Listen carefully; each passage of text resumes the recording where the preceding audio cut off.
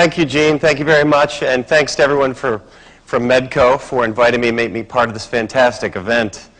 And I do, with a build-up like that, golly, let me just expand a little bit on the introduction. The New England Journal normally isn't that effusive.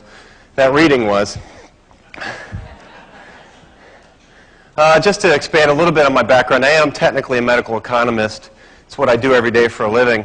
It is a tough time to be a medical economist. When you tell people in the community, you know, at a barbecue or a Little League game, they say, what do you do for a living? You say, oh, I'm a medical economist. You know, they look at you for a second and they think about it, and then they start yelling at you. So without further ado, one of the reasons that I think you get yelled at if you work in healthcare these days, one of the reasons that healthcare itself is so difficult a place to work and so difficult a place to try to find clarity and explain what's going on is it's incredibly confusing and complex, and most importantly, it's burdened with a lot of expectations, a lot of cultural expectations, a lot of baggage in healthcare. And here's a really good example right behind me. Last November, the Reader's Digest, this was the cover story, November. Very apropos to the conference today. The new pill that can end aging. This is not the Weekly World News, this is the Reader's Digest. The new pill that can end aging. It's actually not new at all. It's called cyanide.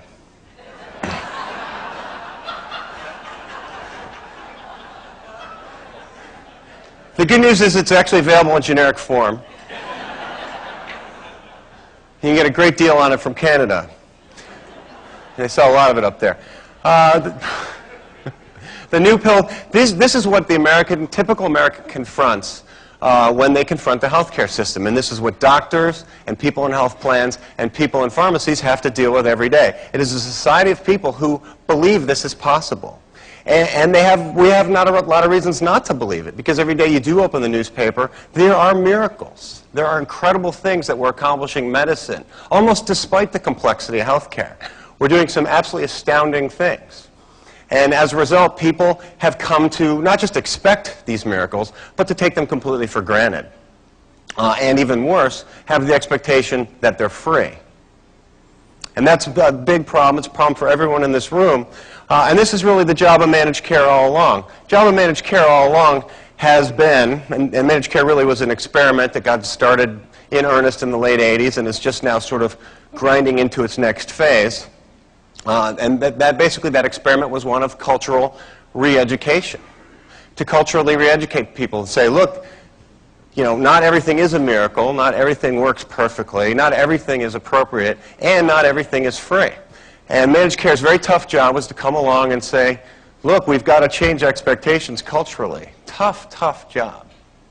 And we learned a lot. We learned a lot of what we couldn't do in that process. I want to give you an example, really, of what I'm talking about when I talk about what managed care has been trying to accomplish all along, and a little bit of why it's worked and why it hasn't. Here's a very good example of the role of managed care, and in particular managed pharmacy. And I would contend it's really to keep Americans off the organic blue corn flakes. What do I mean by that? Organic blue corn flakes. Here's an example of a box of organic blue corn flakes. I like blue corn tortilla chips, and I'm in a grocery store, and I see this on the shelf in the cereal aisle. Wow, organic blue corn flakes. So I toss them in the cart. It isn't until I get to the checkout counter that I discover that organic blue corn flakes cost $5 a box. $5 a box. You know, because the yellow corn flakes cost $3.50. So what am I getting for the extra $1.50? Well, I can tell you it's not the taste. Stuff tastes like sawdust.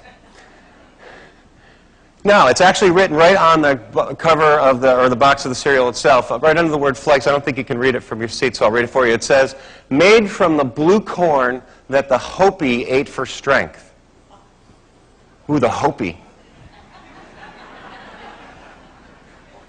You know, the Hopi had a life expectancy of 19.4 years. That's why I'm pounding this stuff for breakfast. Now, you know, in the Hopi's defense, actually, before we move on, I should say in the Hopi's defense, you know, it wasn't their fault they had a life expectancy of 19.4 years. You know, in the Hopi tribe, they didn't understand sinusitis or pneumonia. You know, you had a fever and you're sweating and you're shaking. And so what they would do is they would throw you off the cliff. you would die. And then the tribe would move away. Which is interesting, because that's one of those proprietary clinical protocols that Aetna got stuck with when they bought U.S. healthcare.